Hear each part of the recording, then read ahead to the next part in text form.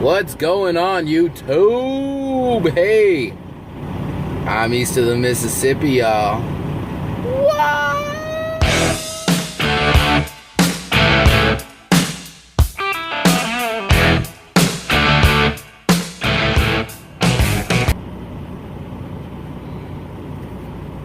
Alright, I have no idea what the last thing I told you was, and I didn't log into the YouTube to go check. So, I'm just going to backtrack a little bit. Right now, I'm sitting in Fort Wayne, Indiana, and I am on my way to something, Pennsylvania. Yeah, that's the best I can do right now. Oh, no, it's not. Hang on a second. You'd think I'd be better prepared, because as you can see, I'm not moving. So you would think that I would plan this stuff out. I don't. I just hit go and then start talking and see what comes out. Which is pretty much how I live my life. Middletown, Pennsylvania. That's where I'm going. I'm in Fort Wayne, Indiana, which is about 500-ish miles away. In a governed truck. It's about 9 hours of driving. Knock it out, no problem tomorrow. Deliver 5 a.m. the next day, which is the day after tomorrow. Before this load, I got this load in Des Moines, Iowa.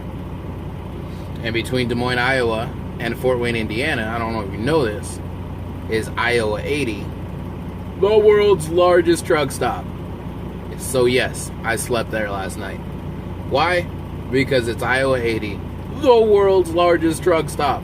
So, absolutely stayed there. Let's see, Des Moines, Iowa. Before Des Moines, I picked up a load in Fort Collins, Colorado. That was a beer load, stupid heavy, with a high rollover risk. And that was Fort Collins, Colorado. Before that,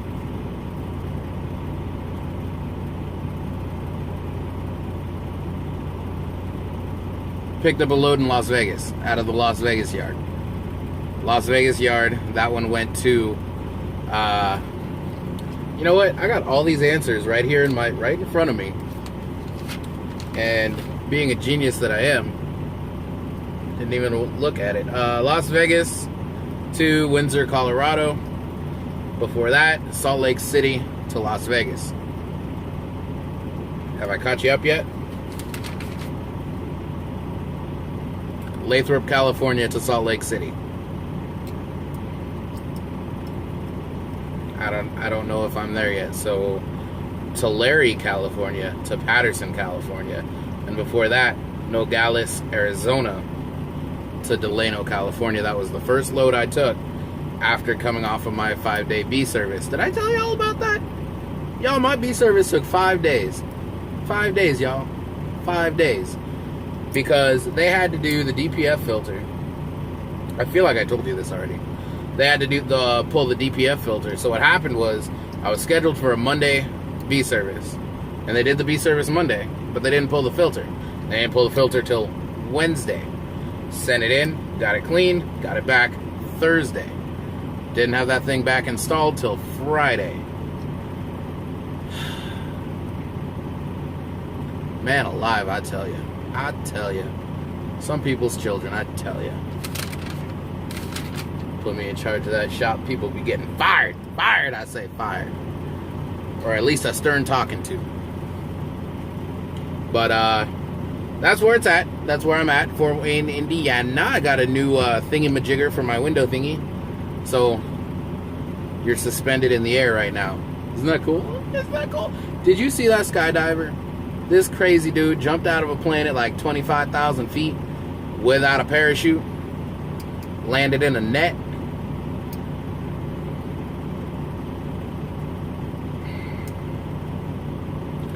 I don't want to say it was a white guy.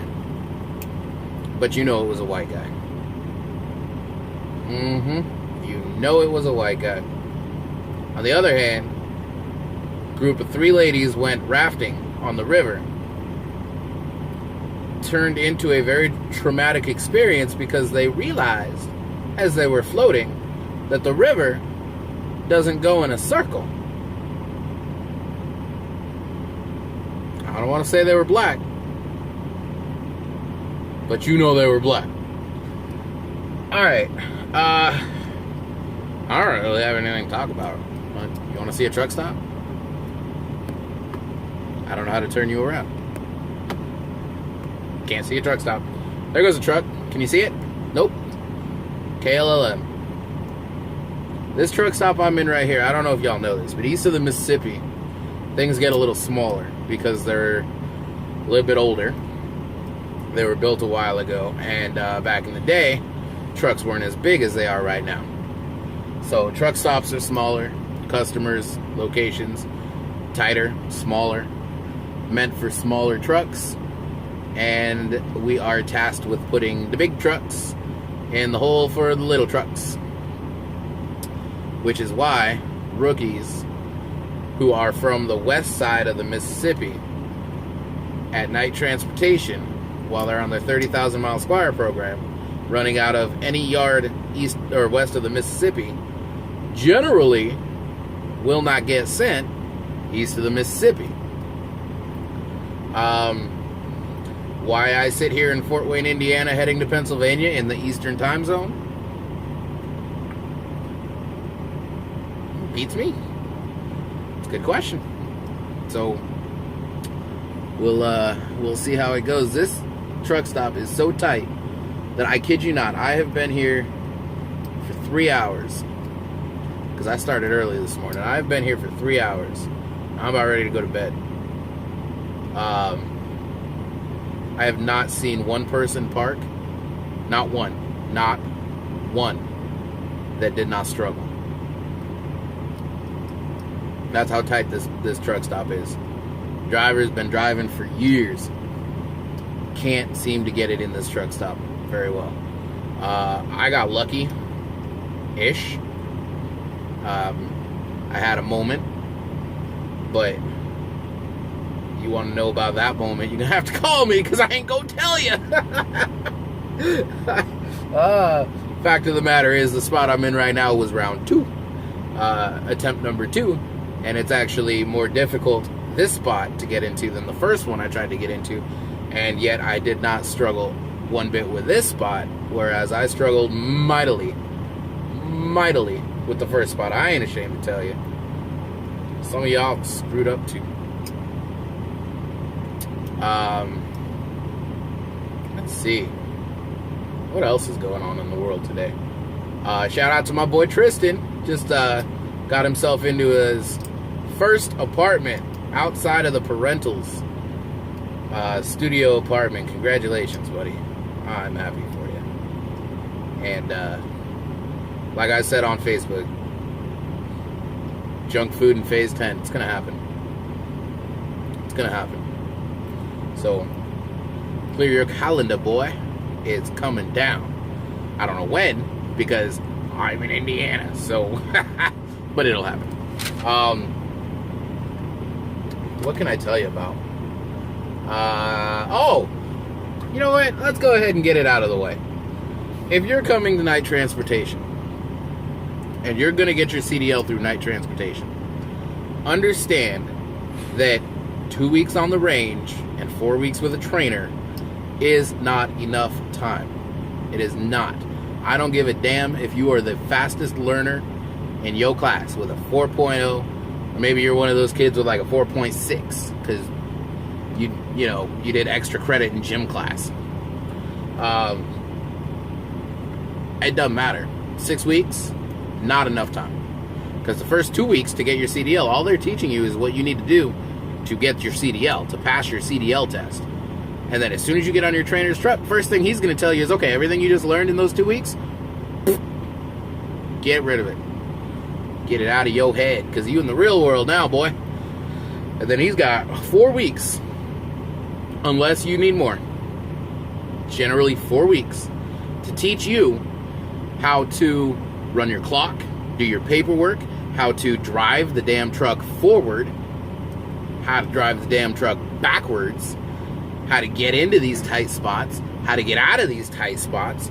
He's got to teach you everything. Road etiquette, how to live on a truck. What? If he's a good trainer, he's teaching you money management as well. He's teaching you how to eat healthy on the road, because it ain't easy. Oh, no, it ain't easy. All these truck stops, they all got restaurants. Yes, sir, they do. They got the Arby's. They got the Wendy's. They got the McDonald's. They got some of them got the Subway. And you're like, well, Subway, that's healthy. That's all carbs. Shut your face. They got, if you go to a PA or a TA or a Petro, they got the Country Kitchen, or they got the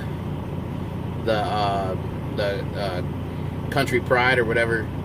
Man, I don't even go to TAs and Petros, to be honest with you. Not often. Every once in a while, but not often. This place here has a restaurant that I can't remember for the life of me what it's called. But it's all, if you've been to a Denny's, then you've been to one of these restaurants, because they're all the same damn thing with a different name. And so when you talk about, well, how do you eat healthy on the road then? That's what your trainer needs to show you. Needs to show you. So if you're not getting the information you need, if you feel like he's using you for miles and you say nothing, when you get out here and you struggle, that's on you. So if you do get your driver's license, not even Night Transportation, any company, any of these big companies that have turned into CDL mills where they're just pumping out drivers because they need somebody in the seat, and your trainer is not showing you anything, if you don't say anything, that is on you. My trainer was awesome, but he is so tired of how they're trying to run even the trainers and students as a team. He's probably not going to train anymore because he's done with it. He refuses to run as a team, which is good. But they keep pushing it and pushing it and pushing it, and he's done with it. He's done and I'm not talking about there as in night. I'm talking about in general. He's done with the BS. So the good trainers are being disenfranchised, and the bad trainers, hey, my name's Tim. Welcome to my truck. I'm going to take a nap. You got this? All right, don't hit anything. Good luck. And then you get out on your own, and you're going, duh. When you get comfortable in these trucks, it's easy to think, man, this job's easy. Understand something. Nothing about this job is easy. You get good at it, but it ain't easy. It's not easy to sit in a seat for 8 hours at a time, driving in a straight line through Nebraska and keeping that thing in between the lines. It ain't easy. It ain't easy backing into a tight dock where you have to blindside because of the way the dock is built.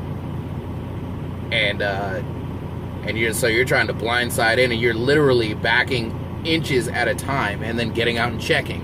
And then you get back in your truck, you back up a few more inches, and you get out and look again. And you have to, because if you don't, you're going to hit something. A pole, a fence, a wall, the building, a truck. You would think, oh man, I can see a building, I can see a truck. No, you can't. Not if you're blindside, and you can't see nothing. You can see the side of your trailer in that mirror. And you know what you see out this side? Nothing. Wide open, nothing.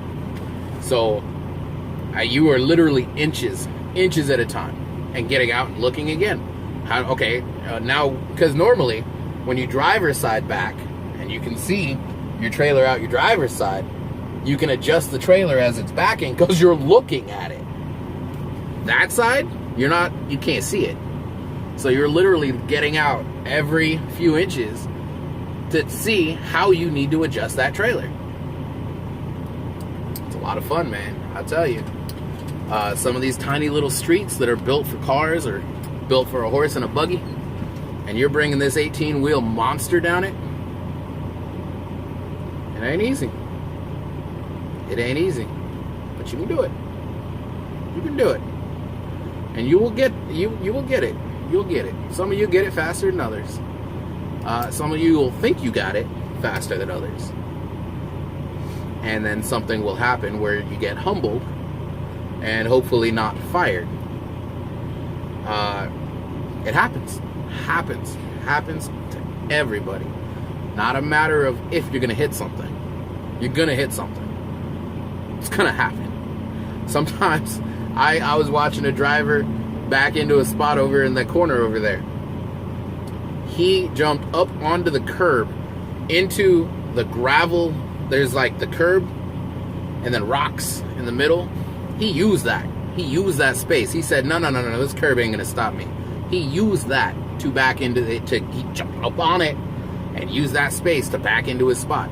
And it took him probably a good 10 minutes, which is actually pretty quick. I've heard of some guys struggling to get into a spot for 45 minutes to an hour, not because they don't know what they're doing, but because that's just how tight that spot is.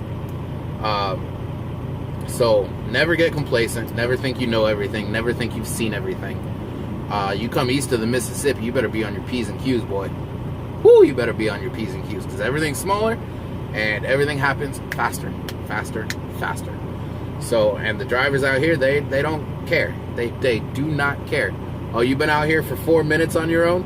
I don't give a damn. Put the truck in the spot. I got places to be. You're in my way. They don't care. So it is what it is, but it's good, man. It's good. I like being over here. I'd rather not be over here, but I'm over here. It was cool crossing over the Mississippi. The only other time I did that in a truck was with my trainer when we went to Florida. We went to Lakeland, Florida. I'm just rambling now, so if you're still listening, hey, kudos to you. I'm gonna go ahead and in the next day or two, now that I got a new window mount, I'm gonna go ahead and do some more, as I have random thoughts, as I do. Anyone who knows me knows that most of my thoughts are random. I will probably go ahead and just reach over and hit the go button, see what pops out, and edit it all up at the end of the day and see what I got. I don't know how these videos are going to work out, what's going to happen, but that's where I'm at. If you need me, you got my number, you better call me. If you don't need me, you got my number, you better not call me, because I got freight to move, boy.